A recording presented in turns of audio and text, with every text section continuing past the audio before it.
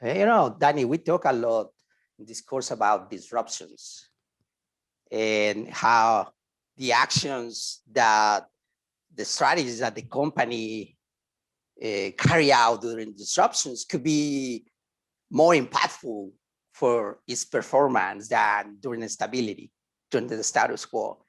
And one can make a point that mergers and acquisitions represent a shock, a source of disruption, not only for the firms that are involved in the deal, but oftentimes industries, markets, countries, external stakeholders.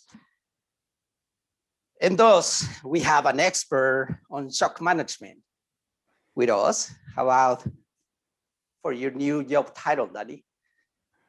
Danny Davis has over 20 years of experience advising companies around the world on different strategic issues and particularly mergers and acquisitions integration. He has a book on the topic, which not only gives a signal of his expertise, but also his interest in academic research, and I can testify on that. And Danny is often involved in business courses and programs in the UK because of one silver lining of the current disruption. We can have him from the other side of the Atlantic in a course taught from Washington, DC, but from an audience located in every continent. And I hope that this might be a first for you, Danny. So thank you for being here. Oh, thank you for having me. Yes, it's the first time I've talked on an American course, yes. It's a wonderful opportunity for us. So why don't we start from the very beginning? Talk us a little bit about your education, your experience, walk us along the key events and achievements and failures that have brought you where you are, and talk a little bit about the aha moment that put you in the pursuit of everything M&As as your daily job. Okay, so I don't think there was an aha moment. I think it was an accident that I ended up in M&A. I was a chemist. I did chemistry and business at university, and played lots of water polo. I guess in America I'd have been called a jock, but over here I was an academic. And I went into a FTSE 100 chemical company in sales and marketing. I was in there for 5 years, and then they pulled me aside. I did an MBA, and I'd done 2 deals with the FTSE 100 as quite a junior person doing integration. And I came out of my MBA as a strategy consultant with Ernst & Young. And they had an M&A unit. I was in that. And essentially, I was just doing M&A integration for Ernst & Young. And then I've been out on my own for about 20 years doing the same thing. So whether I'm a contractor or a consultant, so I usually plan and run the whole thing. So I work for the CEO, the CFO, and I'm right at the top, understanding everything. Cool.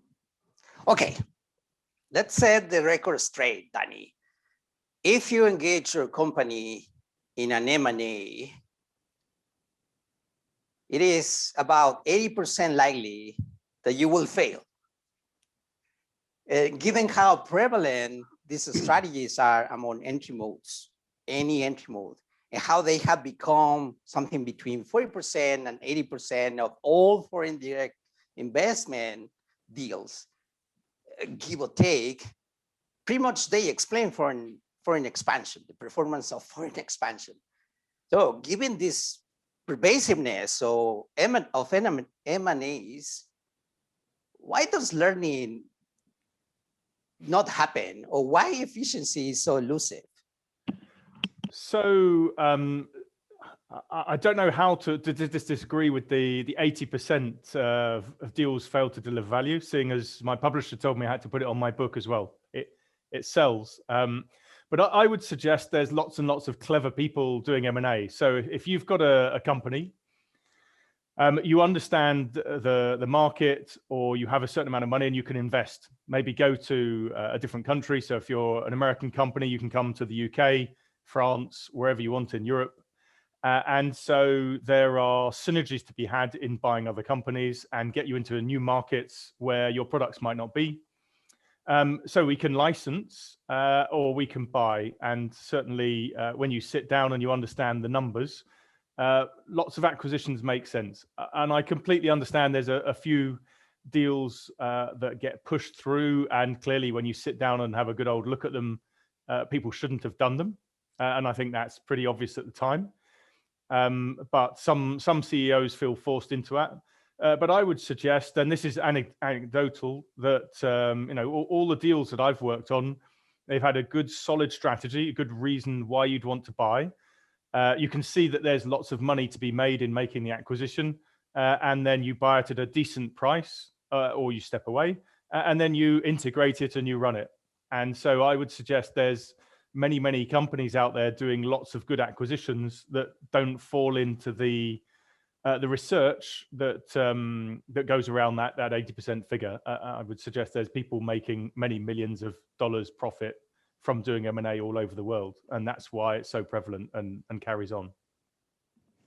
Okay, let me build on this point, right? And stretch a little in terms of discussing about measuring performance, because my intuition tells me that you are indicating that we're just in general really bad about measuring performance, especially for M&As. And I get this from your book. This is a quote. Let me read it. Success or failure defined by academics, part of the quote. The existence of synergy implies that the combined firm will improve its performance at a faster rate after the merger than when the firms are operating separately. Right? Makes a lot of sense. But at the same time, this is from Ashwat Damodaran from NYU. I mean, given the different motives that originate M&As, foreign expansion, learning, acquiring human capital, skills, innovation, creativity, it seems to me that the rate of performance, being productivity, for instance, being firm value, is a really imperfect variable of success. And especially because we are discussing about two different times, right? I mean, we tend to measure success and performance in the short run, right? Because that's the data that we have. But it seems that most of these deals tend to have a long run process and long run outcomes. So what do you think about that?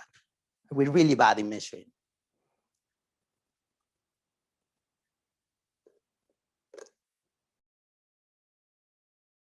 Are you there, Danny?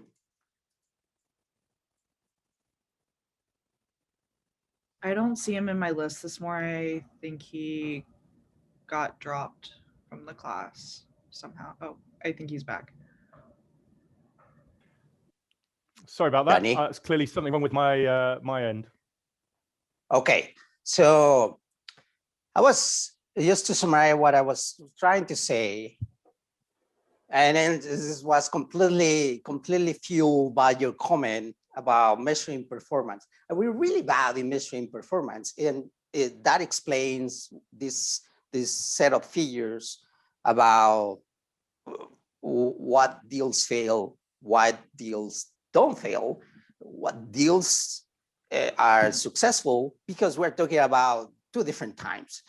Performance and the outcomes of an M&A might be long run, but most of the data that we use is the short run, especially stock prices and things like that. What do you think about that? Yeah, so if I were to be doing a deal, I've got a discounted cash flow with synergies and the costs and the amount of money we're going to pay to buy the company. We're borrowing money off the bank. And those synergies are generally not made public. So if I'm a private equity company, if I'm privately owned, or even if I'm a publicly listed company and buying small companies. So for example, this morning I was talking with a client, they've got 6,000 employees and they're buying companies with 20 to 50 employees. Now none of those deals are going to show up in the statistics. And I can sit there knowing that those deals have done well and nobody's going to tell anybody. So let's pretend I know that they're buying a company every month this year. Well, certainly that's not going to show up in their figures. They're privately owned anyway, so you're not going to see that. And we're not going to go around shouting about it. Certainly, I've signed an NDA saying I'm not going to tell anybody what the figures are for at least 3, 4, 5 years, because we wouldn't want any of the competitors to know what they're doing, what they're buying, and how well it's going. So I would suggest that the academic figures are actually based on a meta-analysis around 6,000 deals across the last 50 years. With papers written on 20, 30, 40 deals, or even 2,000 or 3,000 deals. And last year there were sort of 20, 30, 40,000 deals globally.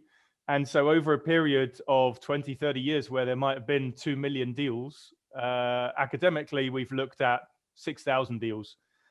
So if I were to suggest that there's a gap, it's a gap in information flow where it's secret. I did a deal. I heard of a story a few years ago where a listed company bought quite a large company, and there were 21 million pounds worth of synergies. And the discussion at the board was what can we get away with telling the stock market? And so eventually we decided we could tell the stock market around about 5 to 7 million pounds worth of synergies. So we announced 6.5 million pounds of synergies with explanation as to why we would do that. And we promptly headed off towards trying to hit 21 million pounds of synergies. Now, the company had actually made an absolute pig's ear of something the year before, which you could argue was material and should have been told the stock market. And so about 7 or 8 million of the synergies were used to fill that hole, and no one knew about it. And then you could argue that the rest of the synergies were spread out across the next 5 years, delivered at appropriate times. You can deliver things as and when you want. And obviously the executives would, I'm not sure which way is up, but the executives would then deliver additional growth and additional profit over the next 3 to 5 years, which they knew they had in the bag, and they would all get lovely bonuses.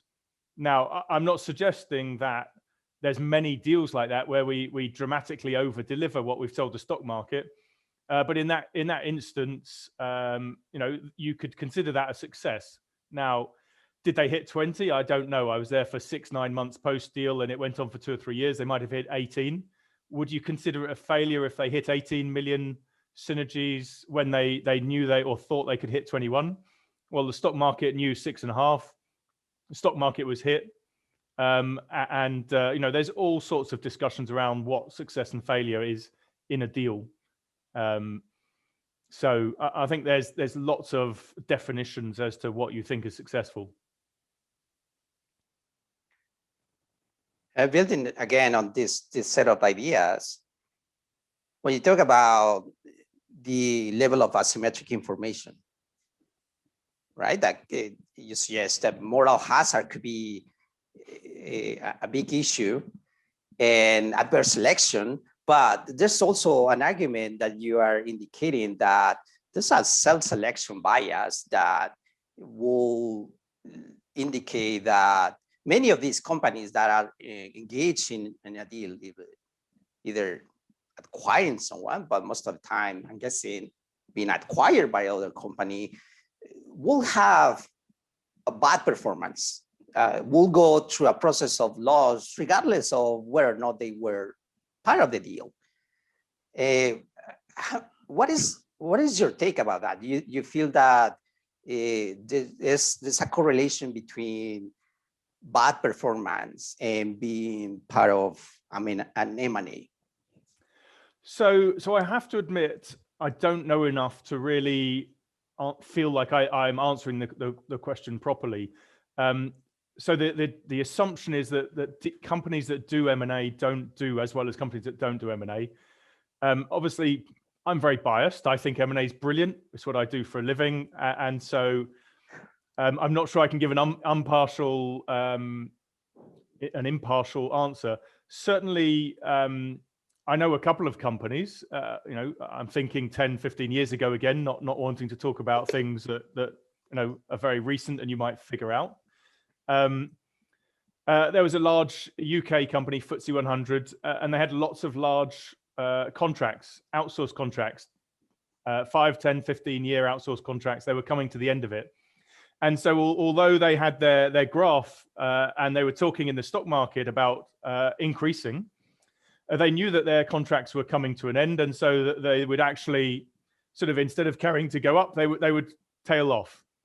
And they felt they were in a forced position where they had to buy companies with clients and with outsourced contracts. And so instead of going down like this, they might go sort of, not as well as you should do. So I guess internally, they know the next 5 years revenue, and it's going down rather than up. It's going to nosedive, from going 100%, 105, 110, it would go down to 50% of revenue. And so in acquisitions, they would bolster that to 60, 70, 80%. Now, externally, that would look terrible. They're going down the pan. Obviously, internally, it looks like they're being particularly successful. Now, the interesting discussion from me in chatting with the head of M&A is the moment the market knows you're a forced buyer, which everyone would know within 2 or 3 deals, then all of your competitors will up the price, and you're then going to be forced to buy companies at a higher price, and you'll be even worse off. Now, there's an interesting discussion with the CEO, and it's not for me to say what, I've been CFO of a listed company. There's certain rules and regulations in the stock market over here in the UK around telling people things. If you believe your company's going down the pan, you're supposed to tell everybody. Obviously, if you have shares and options, you don't particularly want to, and you want to sort that out. So I think that's one example where everybody externally would think the deals are bad and doing very badly, whereas obviously internally, and only the top 3 or 4 people would know that. You don't tell the other 100,000 employees what's going on. Otherwise, that would get out. So I'm not really sure why we suggest that the companies doing M&A are doing worse than the ones doing organic growth. But that might be one reason. If you can do organic growth, you get on with it. When you start doing M&A, it gets a little bit more complicated. But I'm not sure that's a particularly brilliant answer. 2 ideas that come from your comment. One related with pricing, obviously, because you're suggesting that there are a bunch of behavioral factors that I'll get to that topic in a moment, but that are affecting the deal. And asymmetric information is at the center of everything that has to do with stock market, and especially with listed companies, obviously. But all that we read about pricing deals relate with gains and cost, right? Cost benefit analysis and gains of efficiency via cost synergy, for instance, and the cost, and then on the other hand, the cost of implementing the changes to achieve such a state of synergy. But given these elements that you discuss, these behavioral factors, and then the myriad purposes of M&As, isn't this super limited way of pricing M&As? And more importantly, pricing leaves behind a lot of what matters for the deal, isn't it? So I think the pricing is quite good in most deals. If we think about the 40,000 deals that might go on last year, or 20,000 or whatever, pricing in most of the deals is quite good. There may be a few large deals where it's difficult to step away when you realize that you're at the wrong price. So there's a few large public deals where the diligence doesn't go on correctly, the pricing isn't correct, and you're locked in because it's public.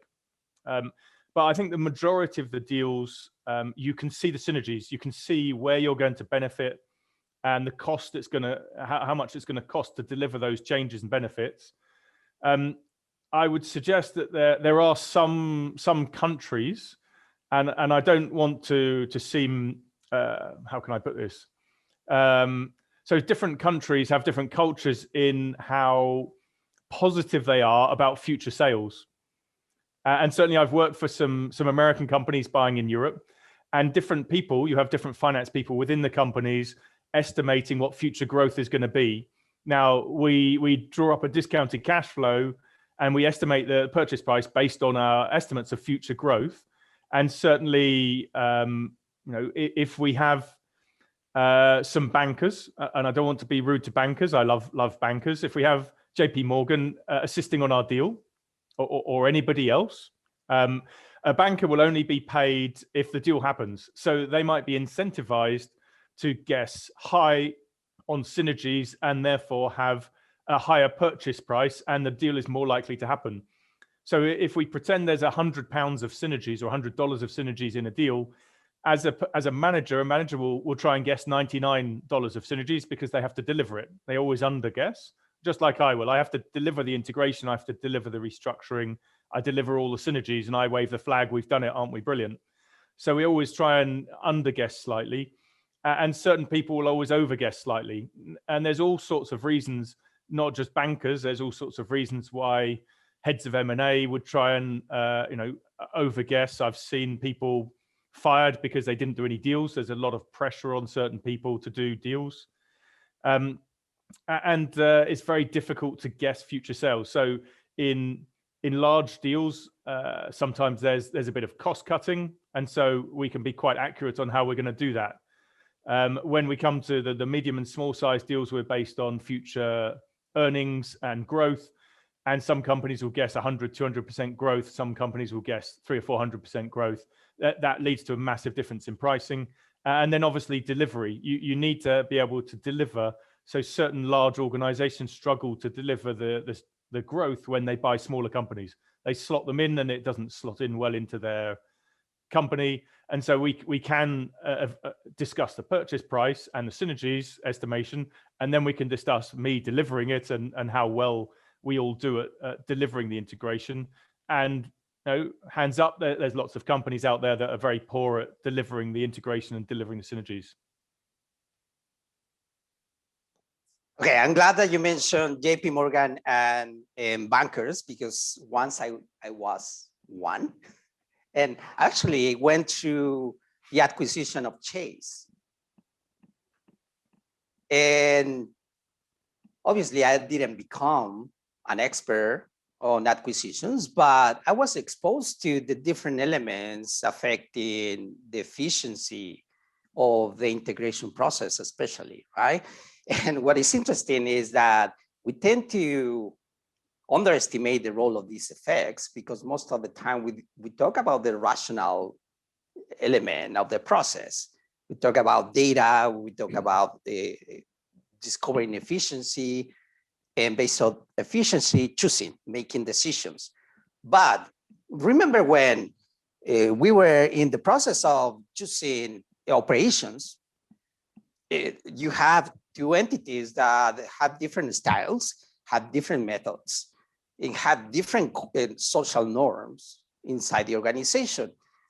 Oftentimes, when choosing which one will prevail, what method we will use to calculate the value of a deal, for instance, we will use the one from JP Morgan, not necessarily because that was the most efficient, but because it entailed less disruption for the acquirer company.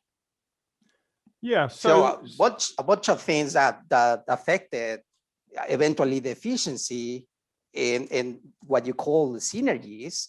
So how do you deal with that? So most companies don't have an M&A team, and certainly if they're doing a large deal, they just don't have the knowledge or capability to be able to do these things. So whilst on the one hand, a few minutes ago, I might have been rude about JP Morgan or whoever, it's just not possible to do deals without banks.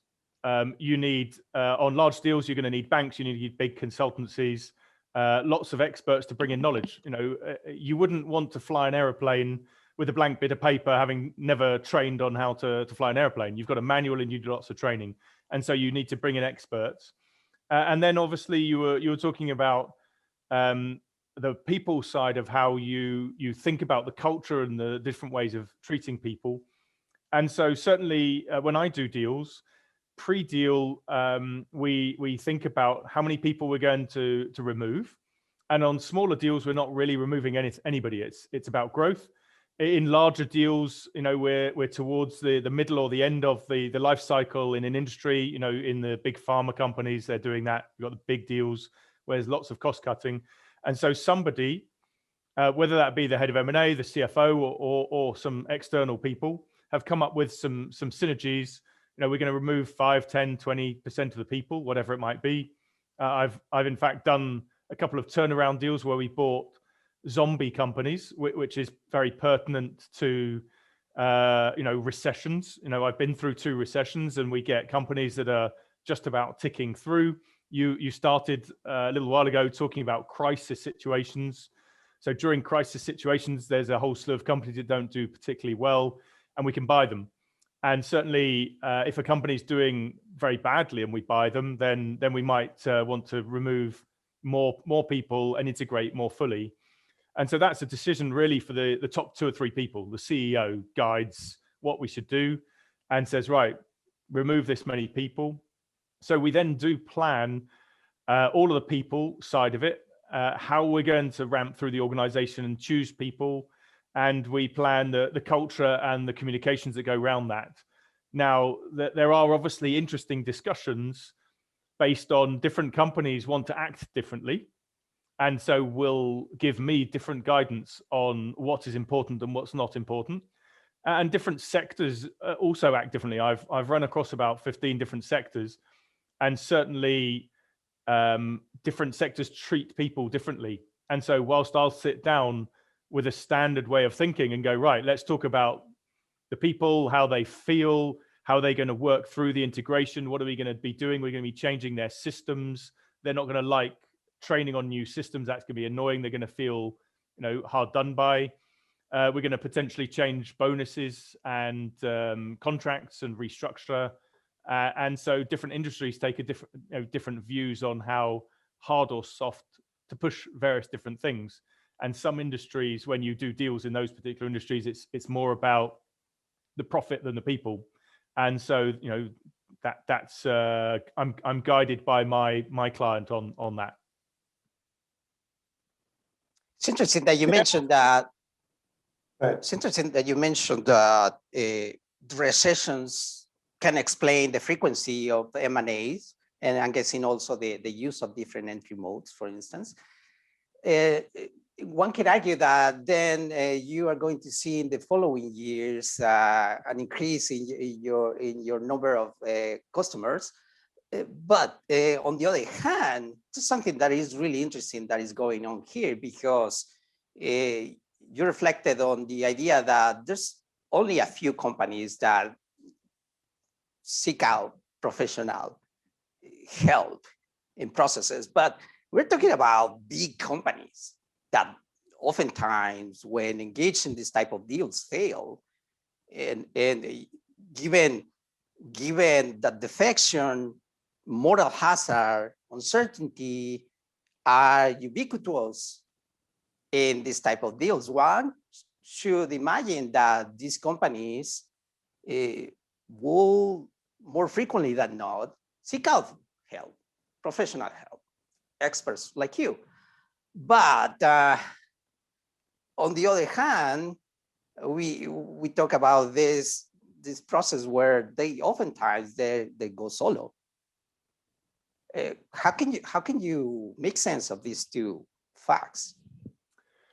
So I guess firstly, not all experts are created equally. I'm obviously more wonderful than all the other ones, and so it's very plausible that some companies hire experts that don't know what they're doing, and so I've definitely come across that. I know some companies that have hired consultancies that don't do integration, and it's particularly interesting to talk to them later and see who they've hired as consultants to help them, and discuss how they helped them. So there's definitely firstly a difficulty in buying consultants. So if you've never bought a company, how would you know which consultants to buy? So that's a particularly interesting discussion from my viewpoint, and there's not much I can do about it. I sit in rooms, and it'd be very rude of me to go, oh, those people have never done a deal, they don't know what they're up to. You can't do that. And so I think lots of the large companies do always have advisors. Sometimes we're hidden away and you don't see us.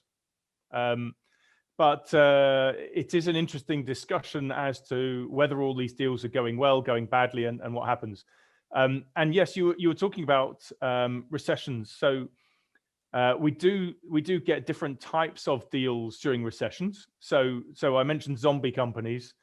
Maybe that's the wrong terminology, but during the good times, we buy certain types of companies.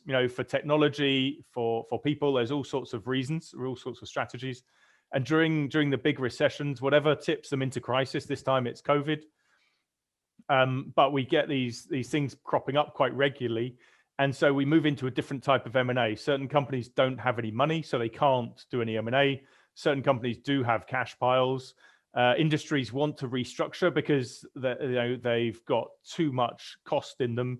And the recession shows you that they're overinflated. And so some companies go bust, some companies become zombies, and we buy them, and we then need to dramatically turn them around. And so given a different type of acquisition, different acquisition strategy, we're then getting different integration strategies. So we physically integrate differently depending on why we're buying the company and how well the company's doing. If we're buying it for its technology, we might smear the technology across our company. So, I had a client where we had a big supply chain, and we had 5 or 6 different computer systems, and it was becoming a big problem. And so we wanted to have a new computer system, which was going to cost about $50 million. I'll say dollars, it was pounds, but I'll make you all feel nice and comfortable. So buying a new computer system and implementing it would be $50 million. And so actually what the client did was said, well, we'll buy a little competitor that has a nice, lovely IT system we like, and 400 people that know how to use the computer system. And so we could then buy that company for 20 to 25 million, pay about £6 million to implement the IT across our company. And so we could then save 15, 20, 25 million on the implementation of an IT system. So you can see that the board was particularly happy with the strategy. It saves us quite a bit of money. And when we train our people on the IT systems, we're not paying to get external people in to train. We've got 400 people. So let's have a think about a business. When we buy a business with 400 people, and we tell those 400 people to spend the next 6 months training our people, we've got 10,000 people. Essentially, business as usual goes to pot in the company we've bought, and all the people get annoyed and leave because they're not building the business, and half the customers leave. So you could look at that deal and you could say, anyone you spoke within the target would say it was a terrible deal and it went really badly. And you could interview 300 people, they'd all agree, and they'd say 90% of the people left and 50, 60, 70% of the customers left.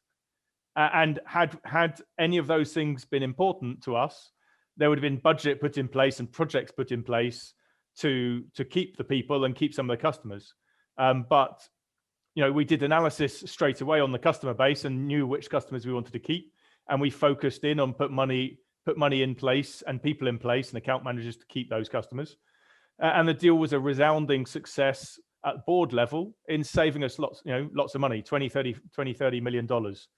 Now, there's a big discussion there which we've been having through this call around how you define what success is. So I would define that as hugely successful deal. I was there for 3 months planning and delivering. We were done in, the IT cutover and delivery was done within 3 months of acquisition. The integration carried on for 2 years. and anyone who was left in the integration would have had a terrible time. And actually, we ring fenced the target, so because we knew that those people would not be happy, and we didn't want them causing our employees problems. Can I ask a question? Yes. So this, thank you, Pradeep. This is a good time to open the room for questions. And let's start with you, I'm going to say that, first of all, thank you, Mr. Davis, for your talk. I'm not a finance or a mergers and acquisition person like Professor Ballesteros, but I'm a marketing person. And right now, there are several students here who have been my class students, so they may be able to relate to this question a little bit. And I hope I'm not stealing any time from the student questions, but the question I had was that we are very interested in intangible assets, brand equity and customer equity, et cetera. And during this pandemic, which you already mentioned, there's a great deal of change going on. And maybe you have some advice on how companies are approaching the issue of intangible assets in the acquisitions process. Yeah, so I think the growth part of the deal, everybody focuses in on the cost cutting, and that's lots of the bad stories that even I've been talking about. Really, most of M&A is around the growth, the sales and marketing growth, the customer growth, and that's the most important thing, especially when we're down small or mid-size. You know, when we're talking about the $5-10 billion deals, fine, there's a little bit of cost cutting. So understanding the customer base and the product base and how we're going to cross-sell and upsell, improve the revenue and the margin is key pre-deal. And good estimates as to what we're going to do is key for understanding the purchase price that we're willing to pay for that. And then actually delivering that. The delivery of sales is very difficult. So if you wanted to say, how sure am I that I can close an office or fire a CFO? I'm pretty sure I can fire a CFO if there's two CFOs. So I can deliver, my 200 grand synergy savings. How sure am I that I can cross-sell all of the products we've just bought to our customers and the new product development that they've got, the target has got in train already? How can I ensure that I won't disrupt that? How can I ensure that they haven't lied about that? So in our due diligence, it's very difficult to really understand the new product development process in a target company, how well that's going, how quickly things are really going to come to market, and whether we as a company can improve that and bring it to market quicker, which is what we want to do. And so we are in improving the value of that company in bringing products to market quicker and selling them to lots of customers that we've got. And so that can go into a valuation, and that obviously comes to a differential in the price. So you're selling your company for $100 million because it was worth 90 million last year and 80 million the year before. So it's 100 million now, and you hope to get 110. But we believe it's worth 200 or 300 million to us because we can push through your new product development substantially quicker. We can bring more money and knowledge to bear to bring it quicker. And you've got 1,000 customers and we've got 20,000 customers. So we can then take that on and sell your current products and new products. So now we might end up paying 120 or 130 million for you, and you're very happy. You get 10, 20, 30 million more than you were hoping. Whereas we believe, your company's worth 200 or 300 million to us. So there's this discussion around what we believe customers are worth to you or to me as the acquirer, what your products are worth today and tomorrow, what we can do to change and improve them, the new products development, and then how we actually deliver all of that is very difficult, I think, for anyone to guess, because it's the job of the seller to make their company look wonderful and brilliant and get as much money as they can, and to limit the due diligence. And there are people that help us limit the amount of due diligence an acquirer can make on us, and so more fully understand what those assets are worth. Now, if we're talking about listed companies, you can work out what your intangible assets are worth. It's a calculation in the stock market. But as I was saying earlier, the majority of the deals are private deals, private equity, private owned, maybe a carve out from a large corporate.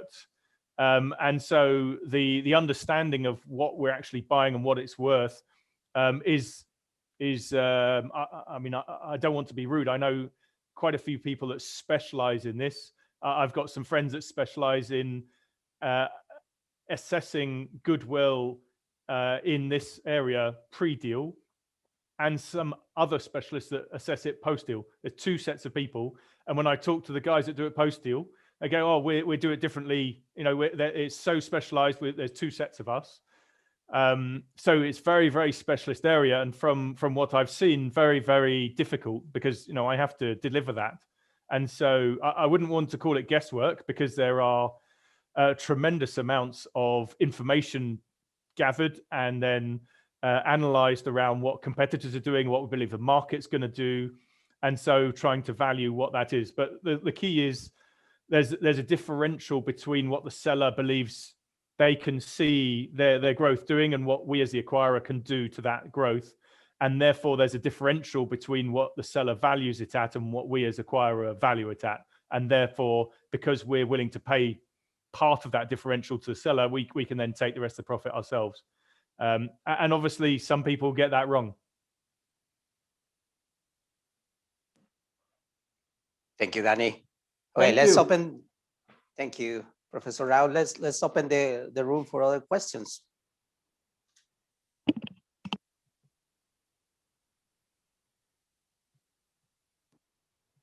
Go ahead, Jose.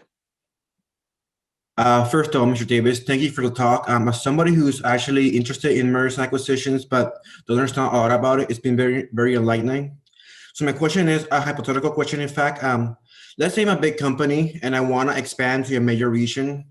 Can it be a viable option to acquire one company to lead it as a gateway to acquire many others? Yes. Well, that was a very easy one, wasn't it? Shall I expand? Yes, that's exactly what private equity do. So private equity might invest in one company, but there's quite a few private equity companies that do buy and build, exactly what you're talking about. So they map out what they're going to do in a particular sector. They buy one with certain managers. So I've done a few of these myself. They buy a particularly good one with a good set of managers and then roll in some smaller ones. And the whole thing is planned out to a certain extent strategically before they enter the first one. Now, then there's difficulty in managing the company and finding the right targets and paying the right price. But that's a very good strategy. That's exactly what lots of private equity companies do. Okay, thank you. Tiago. Hi, Professor Davis. Thank you so much for joining us. I've really enjoyed the talk thus far. I just had a question in regards to the nature of M&A. Would you say that M&A, the way that we evaluate companies, is a zero-sum game, where at the end the business owner is probably at a loss, or would you say that it could be a win-win depending on who's the acquirer? And if so, how could a business owner who doesn't have that much financial knowledge know if their company is correctly valued or not? So lots of questions there. I mean, how do you know if you've correctly valued a business? No idea. You know, that was the whole discussion around success earlier. You know, do we look back 20 days pre-deal, 20 days post-deal and look at the stock market? Do we look 2, 3, 4, 5 years down the road?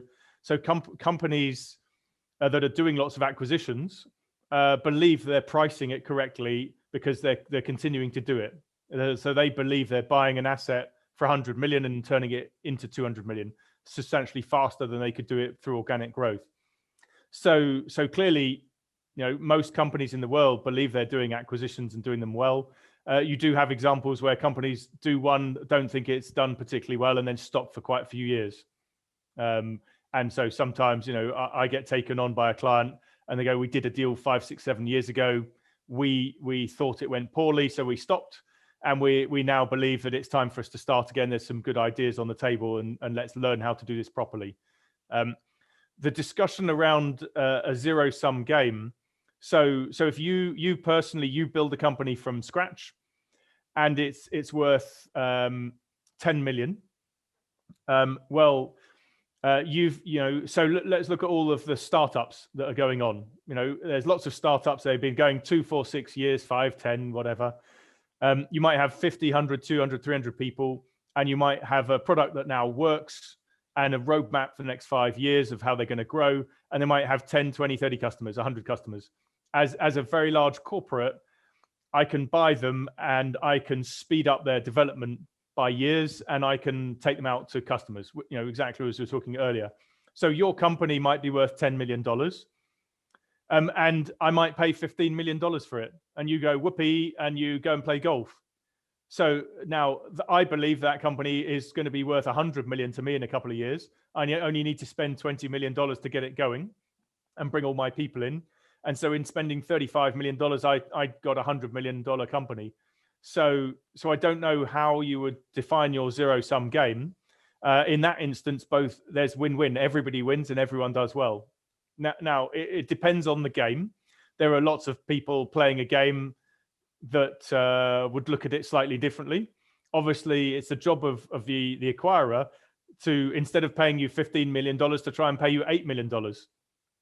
Now, as a sensible person, you won't sell your $10 million company for $8 million. But it depends what you know. You might be sitting there thinking, well, I'm a tech guy and I've built this company and we can't win any more customers. 100 is our max.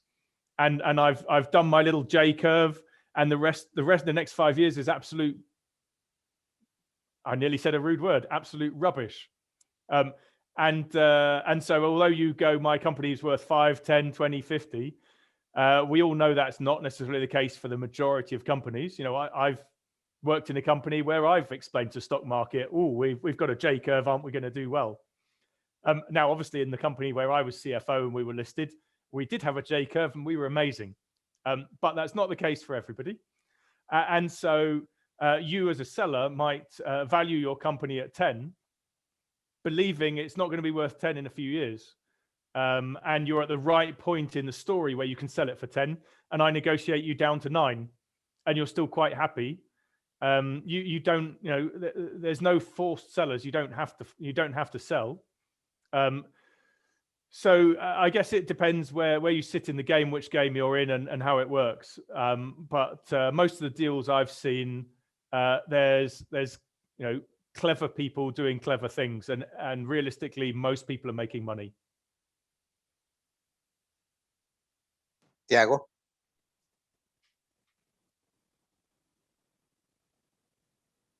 Tiago, I think you're muted. Hello, can you hear me? Yes. Yeah. Okay. Thank you once again for the presentation, Danny.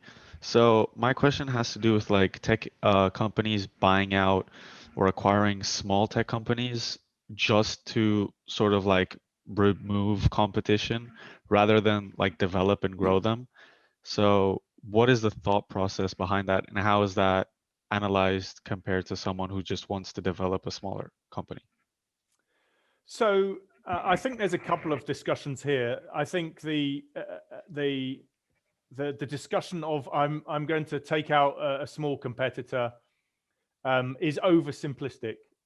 It's now, if I was a CEO and I don't know, I won't use some words like Google or Amazon or whatever, but if I was a large tech company, it's quite nice not to have to say, if I'm going to buy 10 or 20 companies next year, it's quite nice not to say, I'm going to make them all work. So one thing that might be happening is I say, look, I'm just going to take some companies out. Now there's all sorts of different, there's quite regularly a difference between the strategy we're actually doing and what's going on and what we tell the public. So I think there might be a little bit more thinking in that. There is also the concept of buying technologies to take bits out of it. So just like I gave the example of taking the supply chain company and taking its IT, we might buy a technology company and not actually want the technology that we're buying. We might want a bit of it. So, we might buy, Microsoft might buy a calendar company, and we've already got a calendar. So we don't actually want the calendar company, but we've got a problem with our calendar that no one knows about. And so we're going to take some of the code out of the calendar company that we buy. And so we're going to ditch the calendar company. So we don't want to explain that's what we're doing. no, there's a problem in our bit with buying the company. So there's a multitude of reasons why we would not explain exactly what we're doing. So that's one side of this. Obviously, the second side I just mentioned is the concept we buy lots of companies and we don't particularly want to have to explain what we're doing with them all. So we just go, right, 5 of those, we're just taking them out. And then obviously, if we're very clever, we can look at a particular industry and we can say, well, we are going to build internally in that particular segment, or we buy a company in that particular segment and we buy 3 or 4. Now, we've been doing this in the pharmaceutical industry for years. You know, there's a new potential drug for a new potential for an illness, and we could buy one company that is sorting that out, one drug company that's sorting that out and bring that in. What we could also do is buy all 4. There's 4 companies. You know, one startup decides to fix the problem and try and create a new drug, and 3 copy, and there's 4 startups. And so if I'm Glaxo, GSK, I buy one of them, and I'm Novartis, I buy one, and I'm, another, a company, and I buy another. There's, 3 big companies with them. Another strategy as me as a big corporate is to take out all 4. I set up all 4 in competition internally for a year and get really under the skin and see which one's going. And then I stop investing in 3 and plug into 1, and I take all the knowledge from the other 3 and plug it into the 1. So there's various different strategies that works. People have been doing that in other industries for years. And now one of the things that the tech companies are doing is saying how lovely and wonderful, we are nice, we're green, we're really friendly, we're just lovely. All these pharmaceutical companies are horrible people. Can't believe all the rubbish they're doing. We would never do that. But the moment you're a large company trying to make profits and you've got clever people with clever ideas, there's a whole slew of things that could be going on here. And, I'm not party to the tech companies. It happens that my business partner is in the States and she specializes in tech companies. So if you want to sit in on next year's talk, I'll ask her what she thinks and I'll come back with a more nuanced answer. But those are all strategies that I've been involved with large companies in particular sectors. And I know that private equity companies do that. You pick a sector and you decide to do a roll up. We've just been discussing that. And you take out certain people that might try and compete with you. Very sensible strategy. Okay, we have several takers for questions. Let's go with Alec and then the 2 Hannahs. First off, thank you again for your time, Mr. Davis. So my question kind of deals more with the second half of integration. So actually following the initial merger, how important is each individual firm's identity and brand and structure when it comes to the actual continued performance and success in the long run of the merger? Yeah, so that's very difficult. Really, that comes down to the CEO, the top 2 or 3 people. When you're the CEO, this will be a very difficult discussion for you to decide when you buy a company how you're going to run the new company. Do we smash it into our company and put it onto our systems and our process and our way of doing it, and so make them the same as us, or do we leave them separate? There's anywhere in between, leaving them completely separate.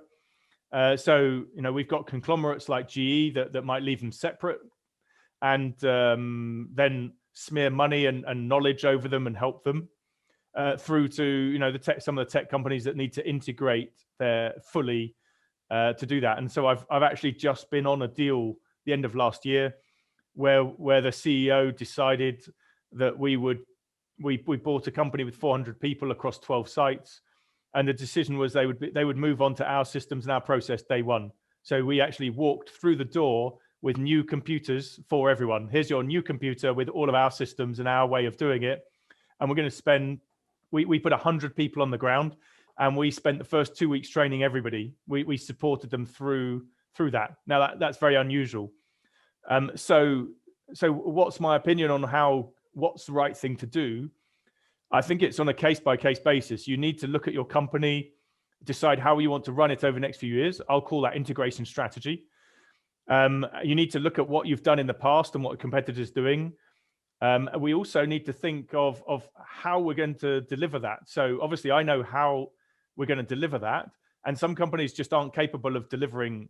So we do have a discussion of, this is your integration strategy, this is what you're planning, how you're planning on running the new company. So for example, some of the older industries, I worked in a security company many years ago, and it was a man in a van driving around, and they had a whole slew of acquisition targets. And I was actually on a deal with them at the time, integrating quite a large thing.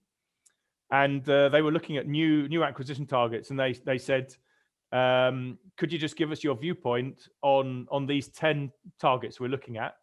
And one of them was particularly exciting. It was a tech company. They had innovative surveillance.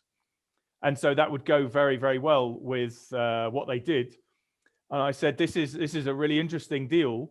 But what we're doing on this integration currently is merging the companies, moving towards one way of doing it over across 2 or 3 years in a slow and good and progressive manner. If you were to buy a tech company, what you are is, you're a company that has 100,000 people, man in van, and your command structure is a command and control, men shouting at people. You were late, people at midnight not answering the alarm to a shop because they were with their mistress or doing whatever they should, all sorts of things that go on in companies. And I said, look, if you buy this tech company, it's a bunch of 50, 100 people that specifically want to work in a tech company, and they don't want to work for you, and you're going to kill them. If you put one of your managers in charge of them and start shouting at these tech guys who want to innovate the next best camera and the software to go on it, and looking at this, this was a decade ago, looking at it through the internet. So if you buy it, you're not going to integrate it at all. So you need to make sure that you estimate your synergies and the way you're going to run it on that basis. And all you're doing is taking the technology across, which you could just buy the cameras in. You don't need to buy the company. So how do you as management envisage running it? And I will then give you my opinion. And I believe that had they bought the company, they then would have at some point tried to manage the company, and they then would have killed it. So that's obvious. I think anyone would spot that. They might not internally, but the rest of the companies, the other 9 companies, fitted. 2 or 3 of them were rubbish, so you wouldn't buy them. And I said yes to these 4. They're fine. Have a look at them. Obviously, I'm not the sort of person that decides on doing the deal. I'm the integration person, so I only bring a certain angle to it. But this question that you've put is going to be on your plate at some point in the future. If you're a senior manager, or any of you on the call, I'm going to be sitting in the room with you, and you're going to ask me, and I'm going to say, essentially babble on like I have for 5 or 10 minutes and ask you back. It's your decision, and you're going to need to decide during the next 10, 20 years what you want to do. Thank you. Hannah Souza. Hi, thank you, Mr. Davis, again for coming to speak with us. So my question has to do with integration planning. So some companies start planning as early as possible, and others will wait up to 1 year before integration to fully understand the newly acquired business. My question is, what do you recommend, and how do you make sure that you're not integrating too quickly or too slowly? And where do you find the happy medium? So my personal opinion is the faster the better. So you integrate as fast as possible. So I wouldn't leave it 6 months, a year, 2 years. The impetus for change and integration disappears. So my view would be to plan as early as possible. So if you're doing a discounted cash flow and you haven't got someone that's going to be implementing those synergies, you're probably guessing them wrong, which is the discussion we had earlier about there being $100 of synergies and an external banker guessing 101, an internal person delivering guessing 99. So if I've seen companies discuss saving finance people. So we buy a company and we don't need so many finance people to do the admin, because we can put it into a shared service center and consolidate it. Now, if you've not run one of these deals before, you don't realize that you need to be on the same finance system before you can remove finance people. And so actually it's not a matter of how quickly can you fire some finance people. And American companies come into serious problems in Europe with this sort of thing. So in America, my understanding is you can fire someone tomorrow if you fancy. That's by no means you can't do that in Europe. So I've had American people fly over to Europe to have discussions with the executives and say, why is your integration going so slowly? Your plan pre-deal was to get rid of all the finance people and half the sales force and X, Y, and Z, and why haven't you fired them yet? And you sit down and have a polite conversation for a few minutes and say, I don't really need to explain this to you. Why don't you sit and talk to your lawyers? You have some internal lawyers in your company that are European, UK, France, Germany, Italy. We've all got different laws. There's works councils, there's unions, there's laws that protect people, there's contracts. And so there's a discussion, firstly, around understanding the company, the industry, the area that you're working in, which has been very interesting for me, working on American UK deals and America UK across Europe deals. And then obviously the discussion around how you plan. My opinion is having a plan, you know what you're going to do, fine, it will change and you need more detail post deal. And then obviously I would like the plan to be tied to the synergies and the project delivery and the discounted cash flow, and so the purchase price. And the professor who asked me the first question was talking about the goodwill, the intangible assets. Essentially, one of the things he's also asking about is the pricing. And so the pricing is linked to the integration delivery. And if we've paid a certain price for something and we haven't planned what we're going to do, we're not going to deliver those synergies. We're not going to hit the purchase price. We're not going to deliver what we should have delivered. It's all one big bundle. And fine, if we mess up somewhere, the deal is not successful or not brilliant. So now you asked about how quickly do we go. The speed of that plan and the delivery. When you sit down and plan how you're going to run the company, we can decide how harsh or slow we're going to go. So how slowly or quickly do we want to change the finance systems, the people? In America, if you want to close a manufacturing plant, it might take you 3 months. In Europe, it will take you 18 to 24 months. So there are certain limits in certain geographies around how quickly you can plan and deliver things. And we put that all into the mix and understand that. So that would be, I guess, it's a really complex question, and I'm sorry for the complex answer. Talking about complexity, I know that this is past your 7 p.m., but I want to squeeze as much as possible of this opportunity, Danny. So the question here for you is, can you stay a little bit more? Yes, I can stay, no problem. Okay, and thank you also for all the other people. Some of these students, some of these guests are not part of this section. So thank you so much for that. I appreciate that. And let's continue with Hannah Renger. And then I think I had Mary here and then Samir. Yeah, so my question was kind of in regard to when you're talking about pharmaceutical companies, would you argue that it's healthier for two companies to start up and then grow and then merge, or should they just start up as one company? Oh, I'm going to dodge the question. I could give you a 10-minute dodge answer, but I don't know. No idea. I could sit down and we could discuss in detail the particular companies, and I still probably wouldn't know what the right answer is. Yeah, there's so many different discussions around that. I'm afraid I'm not really going to give you a long-winded answer that doesn't say anything. I could, but yeah, don't know. Okay, Mary. Okay, thank you so much. My question is, if the initial merge failed, is there a chance for the two companies to work again? Sorry, could you ask that again? Okay, so for example, the company already acquired another company, but apparently their culture doesn't merge together and they try, but they still failed. But is there a way for them to work again, like to be successful later? Yes. So I guess the first discussion is I've discussed merging the finance systems and the processes and the way we do things. I think if we're going to talk about culture, which we haven't really discussed in any detail, I'd like to take that separately. So whilst culture is intrinsically linked with the processes and things we do and the way we do them, and so in changing the systems, the process, what people are doing, we're changing the culture. So if we're a big company buying a little company, they'll feel different. One of the other things to discuss around culture, especially being a European, is we've got 30, 40 countries over here.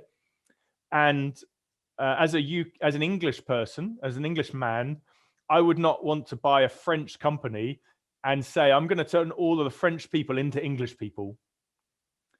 So we would not do that over here. But I would say, I'm listed on the UK Stock Exchange, and so the French company that we've bought needs to adhere to English law. So, for example, we've got a Bribery and Corruption Act over here. If you're a listed company, you sign that as a CFO. And so if you buy a company in France or even America, I'm not going to suggest there's anything bad in America. I mean, being global, it's, Eastern European, buy in Russia or you buy in India, there's different ways of working. So are we going to buy a company in France and make it English? No.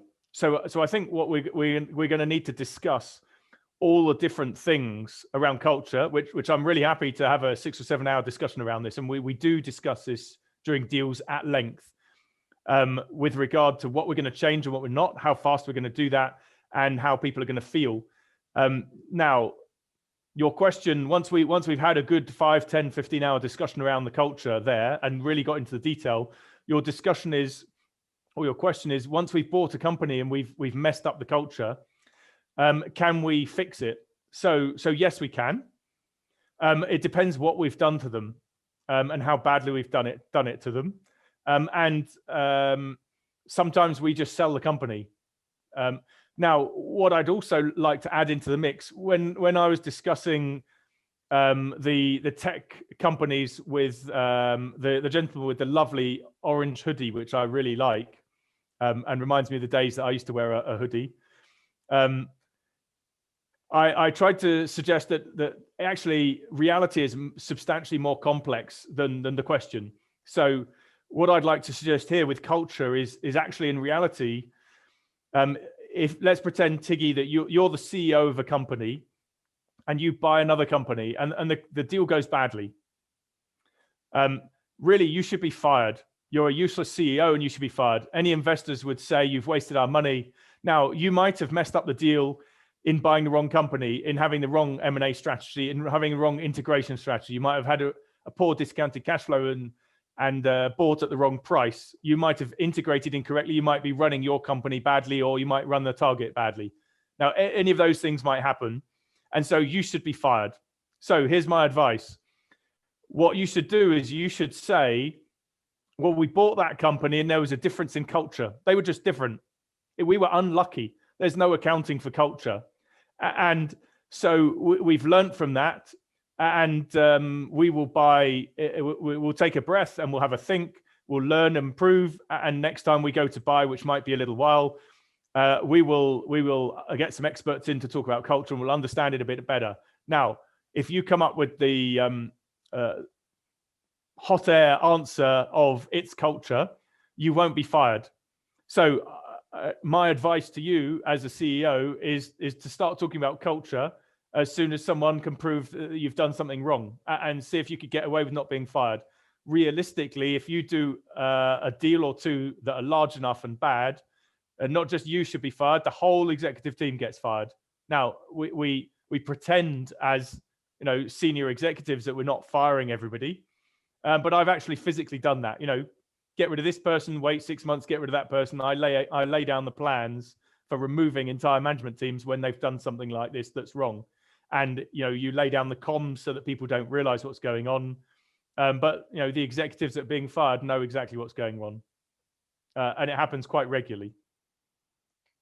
Okay, let me check with the people that have raised their hands. Is anyone that has to go? Have to go. My battery is about to die, so I do want to Okay, in the question. so why don't we go with Bigay, and then Siddharth, I think, is raising his hand as well.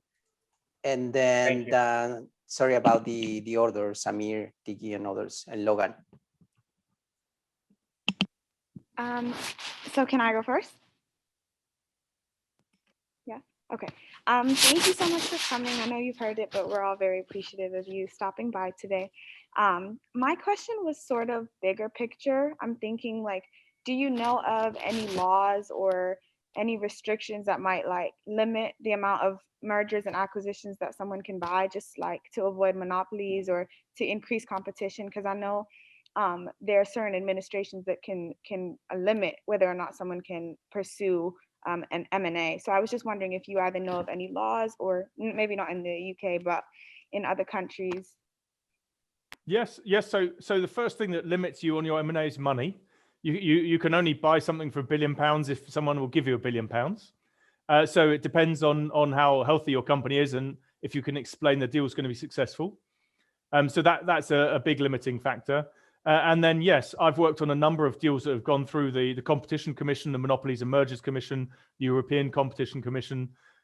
So I've worked on American companies buying in Europe, and the European commissions talking about monopolies and mergers. So theoretically, the discussion is around about 25%.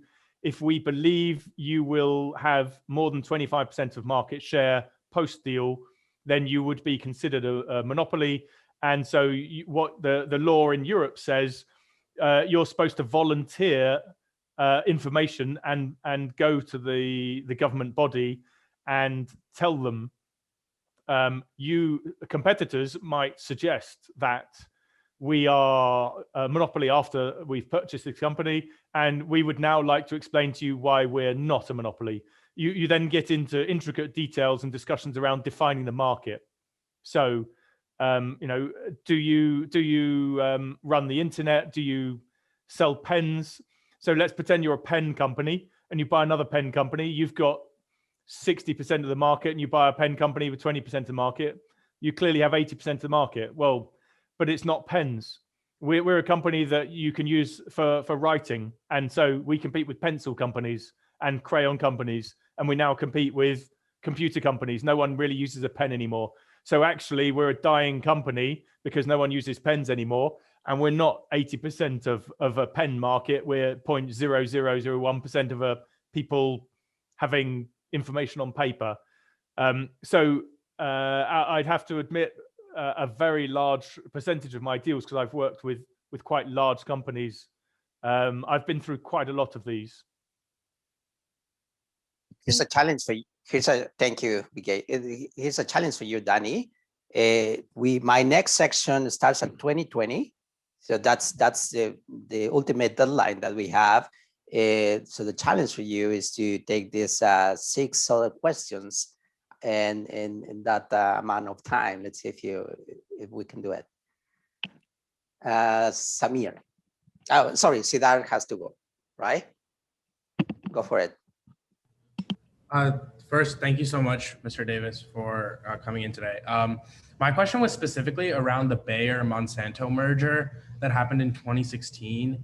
And by all accounts, it was like a failed merger, but was there something they missed before, or was it all the regulatory troubles Monsanto ran into in the US afterwards that caused that failure? Okay, so this would be a nice quick answer because we have to go in 8 minutes. I don't know that deal, I'm afraid, so I'm not going to comment on the deal. I don't know anything about it. Okay, Samir. Right on. Good evening, Mr. Danny. I want to say hi, Tiggy, too. It's good to see you. So my question is very, very quickly, is there uncertainty within M&As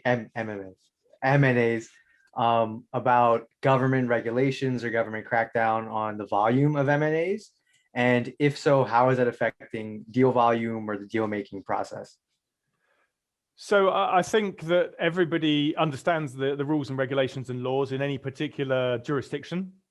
There are lawyers that specialize in it, and we have lawyers in-house in the companies, or we go out to specialist lawyers. So I don't think there's any issue in understanding the regulation. And obviously the job of the company, as the future CEO of the companies, is to utilize and understand the regulation to make as much profit as you can. So I don't think there's any particular issue there. From my viewpoint, the laws and the regulation are usually a few years behind. So as the government, as the government hire some experts from your company, and they then work for the government to decide what rules and regulations should be. Well, the moment they're out of your company, they're not at the cutting edge of what's going on, and you have new people that are a year, 2 years, 3 years ahead of them. So if we look at industries and how they're regulated, the companies are coming up with new ideas as to what they should do with, especially if we look at tech, there's new ideas that are not regulated. That's the same for all industries. It's just slightly more obvious with tech.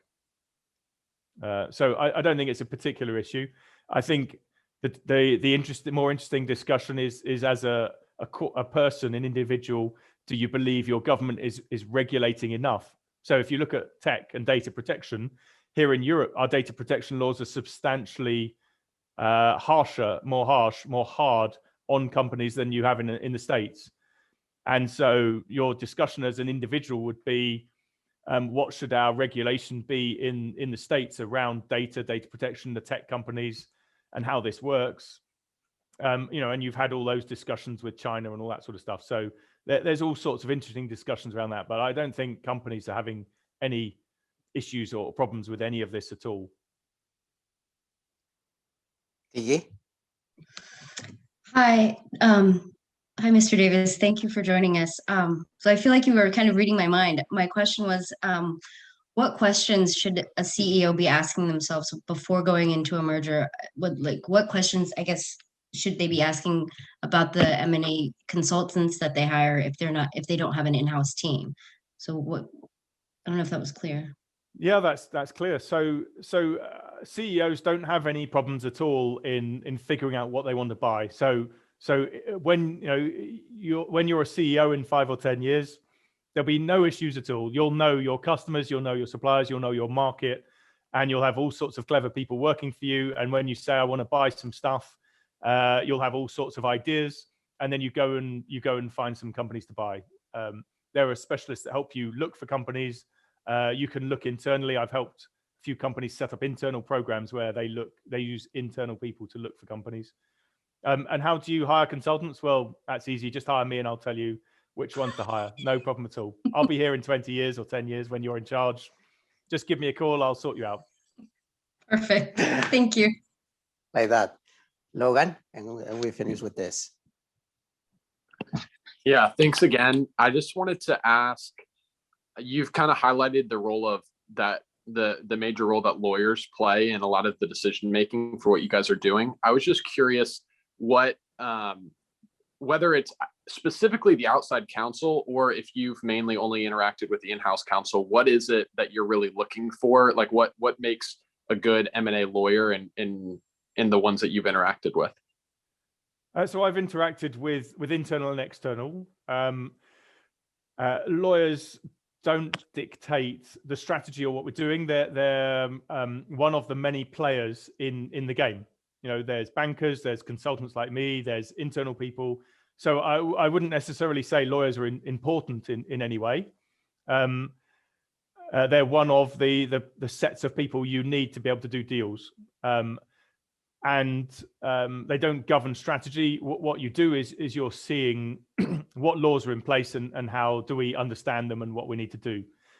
Your question around what makes a good lawyer, to be honest, I don't know. All the lawyers I've dealt with, they're highly specialized. They've spent years learning their stuff. They try not to give specific answers. They're specially trained not to say, yes, do that. here's the law, you have a good old think about it. You need, I sit on calls with them, and you need to know what's going on. The law is in that jurisdiction for people, for contracts, for supplier contracts, customer contracts, for doing the deal, for the SPA, for the TSA. All of the lawyers I've come across have been good, as far as I can see.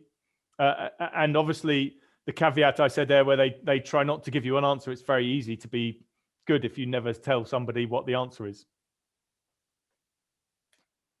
You're clearly not an M&A lawyer, Danny, and you have given us a lot of information, and this has been a fantastic session. We appreciate very much your flexibility to stay with us, and all the guests that join us from the different sections and outside the class.